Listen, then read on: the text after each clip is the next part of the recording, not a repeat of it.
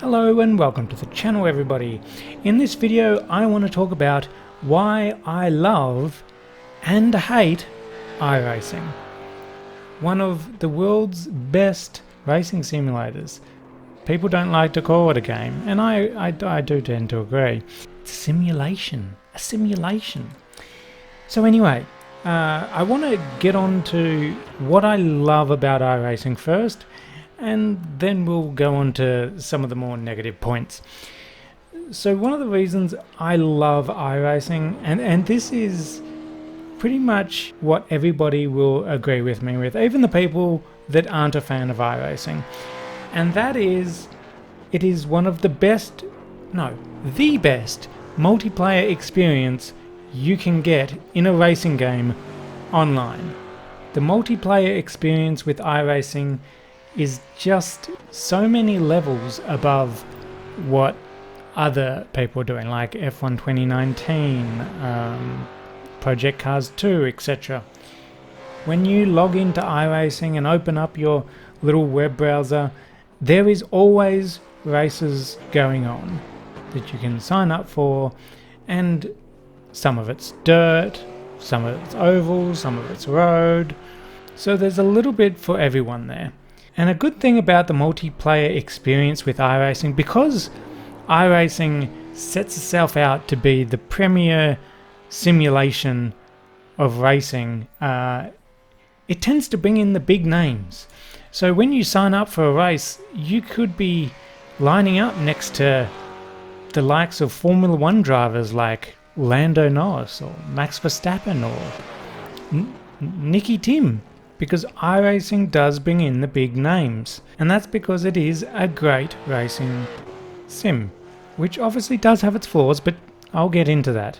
And because iRacing sets itself to be more of a sim and not a game, it tends to bring the mentality that this is serious.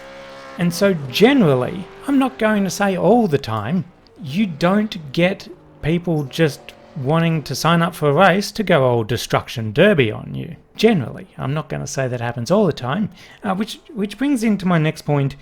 One of the things I like about iRacing is their safety rating, iRating. So the way that iRacing does their safety rating and iRating, it helps keep some of the bad drivers down in bottom classes and props up some of the good drivers into some of the higher classes. Obviously, there are bad things about the safety rating and iRating as well. I do personally think there should be more incidents allowed in a race before you potentially get disqualified and ruin your race, because the thing with the penalty points is, even if you're the best driver out there, if you get some annoying little noob, let's say, come and dive one on the inside of you just cause he thinks he's tops and then crashes you, not only does he get penalised for it, you do too. Penalty system does not determine who's at fault. It just penalises the both of you. So you could get disqualified from a race even though you didn't do anything wrong. And that kind of sucks. Also, I do think the penalty system is a little bit too strict at certain times with off tracks. There's times where you're literally just on the curb and then all of a sudden you get an off track, which is like a 1x or something, and I just don't feel like it's deserved. So I think they can ease up on that a little bit. I do think there are some adjustments that need to be made to that, but overall, the safety rating, iRating, the penalty system that's in place on iRacing makes the multiplayer experience better on iRacing than any other platform currently. Another thing I love about iRacing is the track physics, the evolution. A lot of the tracks on iRacing are all laser scanned, so they're not terribly put together tracks or anything. They're very, very accurate, and the way the track evolves as you're driving on it, as you're racing on it, and it gathers grip and marbles and things like that, is pretty much the best out there in my opinion. A lot of the car physics as well are quite good. There is one thing not so good, but I'll get on to that a little bit later. Another thing I like about iRacing is, unlike, let's say, F1 2019 or Project Cars 2, is because it's literally mainly just multiplayer online racing and there's not much AI. They have introduced AI, but that's not really what iRacing is, at least for me anyway. But because it's mainly a multiplayer sim, you don't have a restart button. It's not like you can just dive bomb turn 1 and then, oh, that didn't work out, let me just restart. So I think iRacing is a great tool in consistency. If you muck up, you reap the consequences. And that's either trying to have to make your way back or just leaving and taking the penalty of getting your I rating hit, which could drop you a class. You don't know. So I think it's really good to get in the habit of that. Train yourself to not need the restart button.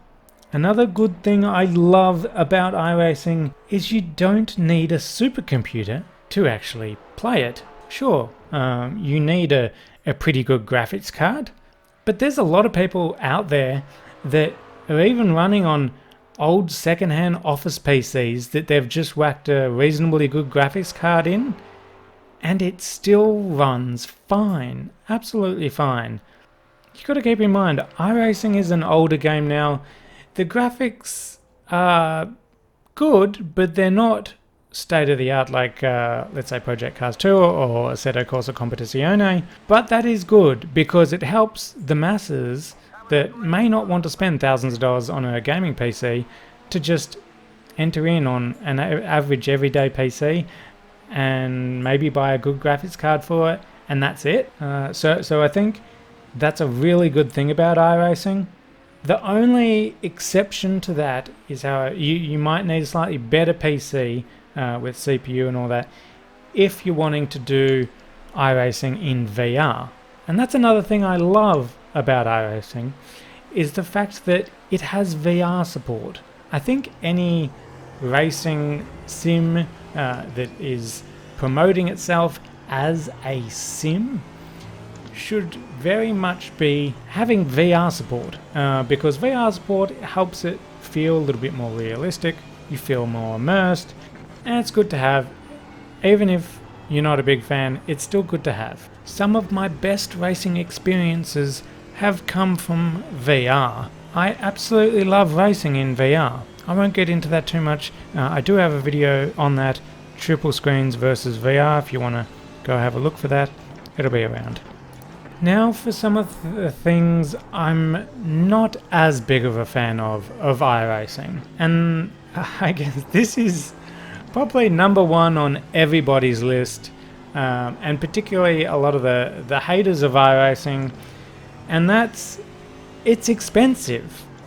It's not only is it a monthly subscription, you can do other subscriptions like 6 months and a year and all that.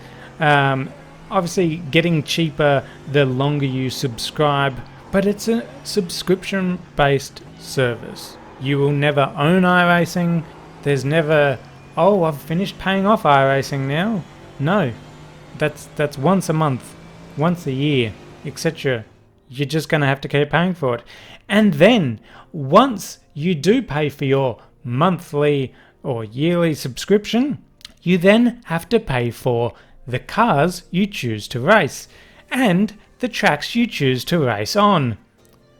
Wow, sounds as money hungry as the Apple products that have the I in front of it. And we're not talking about $5 cars or $5 tracks, we're talking about more expensive. Some things are like $15 each, and that can rack up very, very quickly. And all of a sudden, while you might have just started your iRacing subscription a week ago, you might spend a few $100s reasonably straight away, just buying cars and tracks that you want to drive.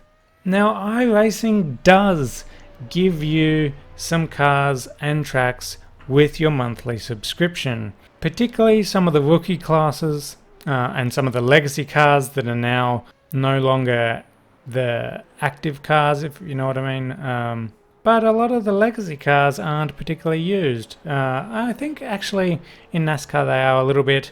But I find even in the rookie classes when you're first starting out, even though they might provide you with a car that can do most of them, and then for that rookie class, let's say the Mazda MX-5s or whatever, they put you on a track that you have to pay for. And especially because I'm from Australia, that's $15 US.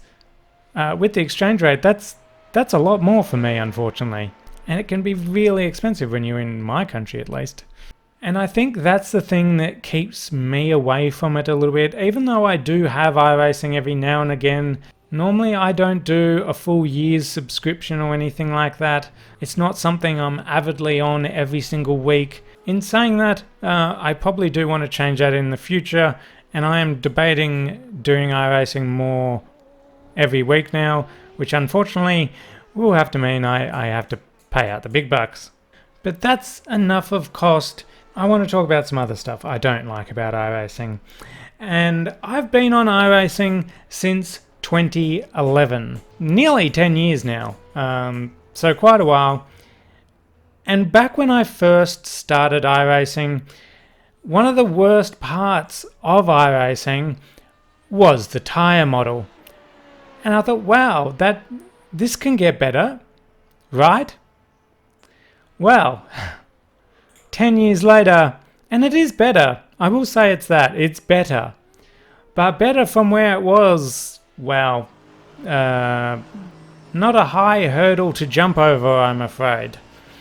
The tyre model is still kind of meh. But again, definitely better from where it was.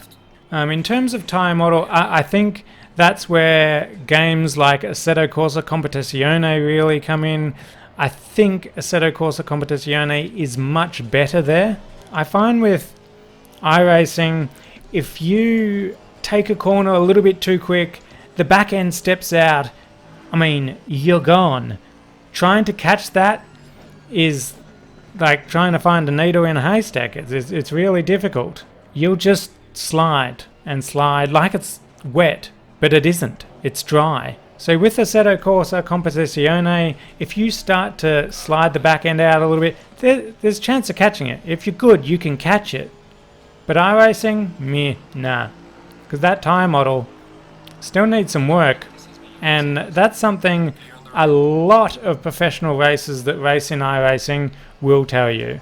The tyre model compared to the real life cars that they drive is just so far off. Also, one of the things I don't like about iRacing is the fact that I don't know if they've got a really small development team there. I mean, they shouldn't for the amount that we're paying.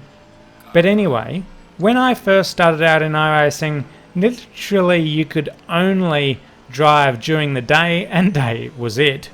Coming into the more recent years, they do now have night racing, but I wouldn't say it's great. Comparing night racing on iRacing compared to Project Cars 2 or something, I would say Project Cars 2 has it a lot more realistic, much better. I like racing at night on Project Cars 2. However, iRacing, it just doesn't feel right. I don't know. It's very dark. The light doesn't tend to show up on the track very well. It's just, it needs more work. And while we might have night racing now on iRacing, we unfortunately do not have rain, thunderstorms, snow. Not that many people are asking for snow.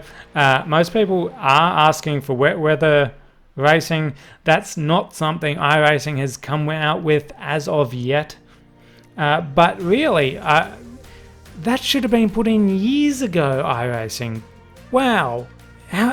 I mean, they're struggling to even get the dry tyres right. So, I mean, I can't imagine the catastrophe that wet weather would be like on iRacing if they can't even get dry tyres right. But anyway, I love racing in thunderstorms on some games and at night, and well, iRacing you just can't. And I don't understand why all this hasn't been implemented on iRacing sooner. Another thing I don't necessarily like about iRacing is the fact that it doesn't have that many car and track choices.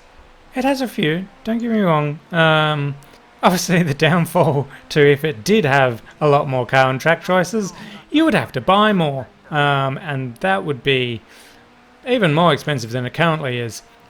But for a series like, let's say, TCR for instance, at least currently as I'm filming this, there's only one car that you can use. Whereas the field is much bigger in real life. Or even GT3 cars. You can't race in a Aston Martin GT3 car in iRacing. They just don't have an option for it. So anyway, those are the things I love and hate about iRacing. But despite all the negatives that iRacing comes with, it is still the game I go to when I'm looking for a multiplayer experience, for when I want to go online and race other people. Despite the fact the tyre model is flawed, despite the fact it can be a little bit more difficult to catch slides and things like that, the fact of the matter is that when you're racing online against other people all around the world, you're all on a level playing field. It doesn't matter the fact that the tyre model is flawed, because you both have to deal with it. All 30 of you, or however many people are in the server, you're all racing cars around the same track with the same tyre model, the same physics, the same penalty points apply if you go off the track, if you lose control, if you make contact. And that's what racing is. Competing other drivers on a reasonably level playing field to see who comes out on top. And that's something iRacing does really well. So anyway, thanks for watching this video everybody. Hit that like button if you liked it, subscribe for more videos, and I will see you in the next video.